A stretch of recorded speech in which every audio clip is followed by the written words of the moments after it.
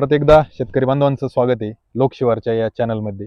आज माझ्यासोबत कृषी तज्ज्ञ प्रथमेश घोरपडे हे उपस्थित आहे.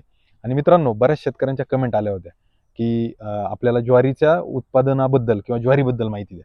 खरं तर थोडंसं आम्ही उशिरा झालोय की ज्वारीची पेरणी होऊन गेली बरोबर. आणि आपण आज आपल्याला संधी मिळाली हा व्हिडिओ बनवण्याची. त्याबद्दल पहिलं तर क्षमा मागतो.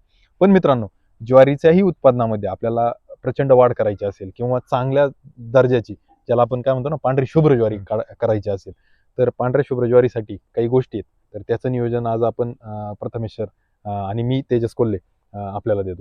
नमस्कार शेतकरी मित्रांनो. आणि आपल्या सगळ्यांचा जो आवडता विषय ज्वारी. मला वाटते महाराष्ट्रात पहिल्यापासून ज्वारीचं बऱ्यापैकी भरपूर. उत्पन्न होतं. जर तुम्ही सोलापूर, उस्मानाबाद किंवा मराठवाड्याचा भाग बघितला किंवा खानदेशाचा जरी भाग बघितला, तर सगळीकडे ज्वारी ज्वारी होते. मोठ्या प्रमाणावर लावली जाते. आणि जसं की मालदांडी ज्वारी जी आपली सोलापूरची आहे ती हो. जगप्रसिद्ध आहे, कारण त्याचा जो पांढरा दाणा आणि ज्या पद्धतीची त्याची भाकरी बनते त्याला जगात तोड नाही. पण आता आपण जेव्हा पारंपरिक शेतीमधून पुढे आधुनिक शेतीकडे जातोय, त्यावेळी आपल्याला ह्याचं पण बघणं आहे की आपण उत्पन्न कसं काढू शकतोय. आणि जेव्हा ज्वारीचं आपल्याला उत्पन्न चांगलं काढायचंय, त्यावेळी आपल्याला एक 2-3 गोष्टींची खास काळजी घ्यायची, जेणेकरून आपल्या ज्वारीचं आपल्याला उत्पन्न मिळेल. सगळ्यात आधी तर ज्वारीसाठीचं जे पाण्याचं नियोजन करायचंय त्याच्याबद्दल आपण विचार करू. लोक अशी शक्यतो म्हणतात की ज्वारी जर पेरली की ती दवावर सुद्धा येऊन जाते आणि त्याला काही करायची गरज लागत नाही. पण जर ह्या वर्षी ज्या पद्धतीनं पाण्याची उपलब्धता आहे, तर मला वाटतं एक ज्वारीला जर आपण 2 किंवा 3 पाणी जर दिली, तर त्यामध्ये आपल्या ज्वारीचं उत्पन्न चांगलं येऊ शकतं. आणि त्याची महत्त्वाची कारणं आहेत. सगळ्यात पहिल्यांदा तर कुठल्याही पिकाचं जर झाड चांगलं बनलं, जर त्याचं प्रकाश संश्लेषण जर चांगलं झालं, तर अल्टिमेटली त्याचं जे उत्पन्न आहे, फळ जे आहे किंवा जे त्याचं फायनल प्रोडक्ट आहे, सीड जे आहे ते चांगलं येतं. आणि म्हणूनच आपल्याला ज्वारीला साधारणतः 3 पाण्याचं नियोजन करायचंय. जर समजा कुणाकडे जर पाण्याची कमतरता असेल, असं समजून घ्या ह्या वर्षी तर नाहीये, पण तरी पण एखाद्याचं शेत माळावरती आहे किंवा ज्वारी माळावर पेरली, तिथं पाण्याचं काही नियोजन नाही. तिथं आपल्याला कणीस पडायच्या आधी आपल्याला 100% एक पाण्याचं नियोजन करायचं, जेणेकरून आपली जी कणसाची साईज आहे ती चांगली झाली पाहिजे.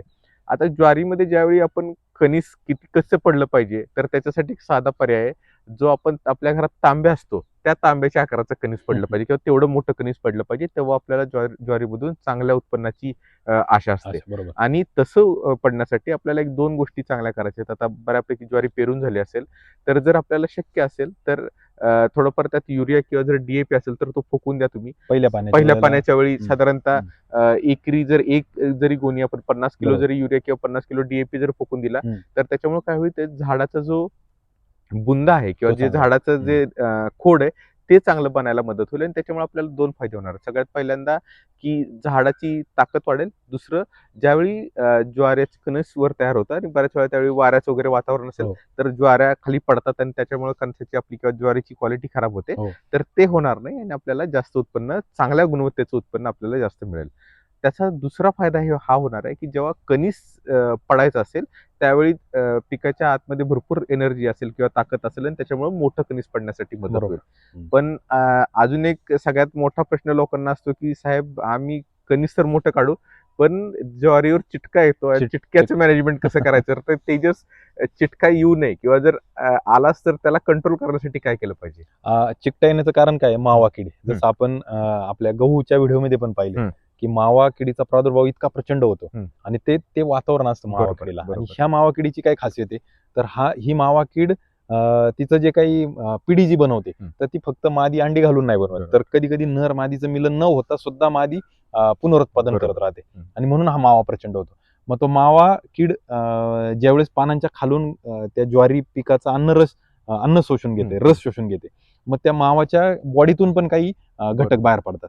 ते पानाच्या खालच्या बाजूनी अन्नरस शोषला की त्याच्या खालच्या पानाच्या वरच्या बाजूने ते सिक्रिशन किंवा ज्याला आपण काय म्हणतो ना, लाळगड, आणि त्यामुळे ती चिकट होतं आणि त्याच्यावर एक बुरशी तयार होते की जी पिकाला घातक नसते, पण त्याच्यावरती पोचते आणि मग त्या पानाचं अन्न बनवण्याची जी प्रक्रिया ती थांबून जाते. आणि जे तुम्ही बोलले की तांब्याच्या आकाराचं कणीस यायला पाहिजे, हे खरं आहे, परंतु त्याला दाणे भरण्यासाठी जो अडथळा येतो तो इथे येतो. आणि बऱ्यापैकी आपलं खालून कणीस 60-70% पर्यंत चांगलं भरलेलं असतं व शेंड्याच्या बाजूला ते कणसात दाणे कमी असतात.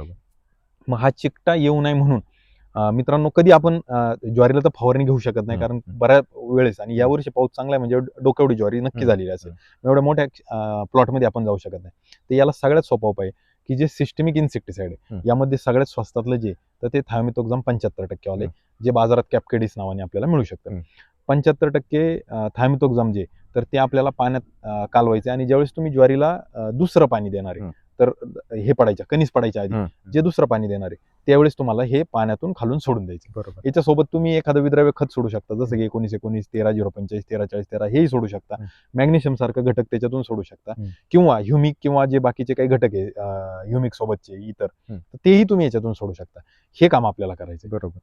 हे जर केलं जमिनीतून तुम्ही जर हे कीटकनाशक सोडलं हे मी स्वस्तातलं बोललो थायोमिथोक्झाम 75%. बरोबर. थोडं महागडं जर गेले तर मग आपल्याला दुसरा पर्याय की इमिडाक्लोप्रिड जो 70% वाला येतो तोही इथं काम करतो. हे कीटकनाशक काय काम करतात तर हे मुळाद्वारे हे सिस्टमिक आहे हायली सिस्टमिक हे मुळाद्वारे पूर्ण झाडामध्ये जातात आणि ज्यावेळेस पूर्ण झाडामध्ये जातील त्यावेळेस मावा कीड ज्यावेळेस अन्नरस शोषण्यासाठी डंक मारेल त्यावेळेस तो जो काही विष आहे त्या कीटकनाशकाचं ते मावा किडीला लागेल आणि मावा कीड तिथं संपेल. इतर कोणताही उपाय तुम्हाला जितका प्रभावी राहणार नाही तेवढा हा उपाय प्रभावी राहील. आणि मला असं वाटतं की क्षेत्र मोठे काय ज्वारीचं 5-5, 10-10 एकर 25-25 एकर क्षेत्र असेल बरोबर. तर कमीत कमी हा प्रयोग 1 एकरला यावर्षी करू शकता आणि याचा फरक पाहू शकता आणि याच्या फरकातून नक्कीच तुम्हाला पुढं अंदाज येईल की कशा पद्धतीने आपण हा चिकटा टाळू शकतो. बरोबर. आणि आणखीन एक महत्वाचं आहे ह्या चिटक्याचा अजून एक दुसरा दुरुपयोग म्हणजे दुष्परिणाम हा आहे की ज्यावेळी आपण कडबा विकतो किंवा जो जनावराला वापरतो देतो त्यावेळी त्याची क्वालिटी तेवढी राहत नाही आणि अल्टिमेटली त्याला जे पोषण मिळालं पाहिजे जनावराला ते मिळत नाही आणि त्याच्यामुळं त्याच्या जो आपला चिटका आहे तो 2 ठिकाणी परिणाम करतो. तुमच्या कडब्याची किंमत सुद्धा कमी करतो प्लस तुमचे जे ज्वारीचं जे काही उत्पन्न आहे ते सुद्धा कमी करतो. त्यामुळे जर आपण हे जर नियोजन केलं दुसऱ्या पाण्याबरोबर तर आपल्याला जास्तीत जास्त त्याचा चांगला रिटर्न मिळू शकतो. आणखीन ज्यावेळी हे सगळं आपण नियोजन करतोय त्यावेळी फक्त एक काळजी घ्यायची आहे की जेव्हा ज्वारीला आपण पाणी देतो त्यावेळी बऱ्याच ठिकाणी असं लोक करतात की सोड पाणी दिलं जातं आणि सोड पाण्यामध्ये बऱ्याच वेळा काय होतं की एखादा टप्पा राहून जातो आपलं कारण आपण बेड केलेलं नाहीये आपण ज्वारी सरळ पेरून देतो. तर ह्यावेळी प्रयोग ज्यावेळी आपण पाणी सोडणार त्यावेळी प्रयत्न करा की आपलं पूर्ण क्षेत्र भिजेल आणि त्याच्यामुळं जे आपण औषध टाकणार आहे ते सर्व ठिकाणी पोहोचेल आणि आपल्याला त्याचा जास्तीत जास्त फायदा मिळेल. आणखीन एक शेतकऱ्यांचा प्रश्न असतो की साहेब ढगाळ वातावरणाला आमची ज्वारी काळी पडली त्याच्यासाठी काय पर्याय आहे का? तर अजून तरी असा कुठला वाण नाहीये की जो त्यासाठी रेजिस्टंट असेल. म्हणजे एकतर दव पडलं बरोबर किंवा ढगाळ वातावरणाला किंवा पाऊसच पडला बरोबर ज्यावेळेस नेमके कणीस लागतं तिथपासून पुढे जर ही परिस्थिती झाली तर ती आपण टाळू शकत नाही आणि तिथं आपली गुणवत्ता कमी होऊ शकते. ते आपल्या हातात नाहीये पण आपण देवाकडे हीच प्रार्थना करू की ज्वारीची जेव्हा कणीस तयार होईल तेव्हा पाऊस येणार नाही अल्टिमेटली आपली ज्वारी चांगली निघेल. आशा करतो की जी काही माहिती आम्ही ज्वारीबद्दल दिली ती तुम्हाला उपयोगात येईल आणि जेणेकरून चिटक्याचं जे नियोजन आहे ते आपण योग्य पद्धतीने करून आपल्याला चांगले जास्तीत जास्त ज्वारीचं उत्पन्न काढता येईल. तर शेतकरी बांधवांनो हा व्हिडिओ आपल्याला आवडला असल्यास लाईक करा व्हिडिओला कमेंट करून सांगा की आपल्याला माहिती कशी वाटली. हा व्हिडिओ आपल्या इतर शेतकरी बांधवांना शेअर करायला विसरू नका आणि जर अजूनही आपण लोकशिवारच्या चॅनलला सबस्क्राईब केलं नसेल तर सबस्क्राईब आवर्जून करा जेणेकरून अशाच नवनवीन माहितीसाठी आपल्याला जे काही व्हिडिओ आहेत विविध पिकांचे ते आम्ही आपल्यापर्यंत घेऊन येऊ. तोपर्यंत थांबूया. धन्यवाद.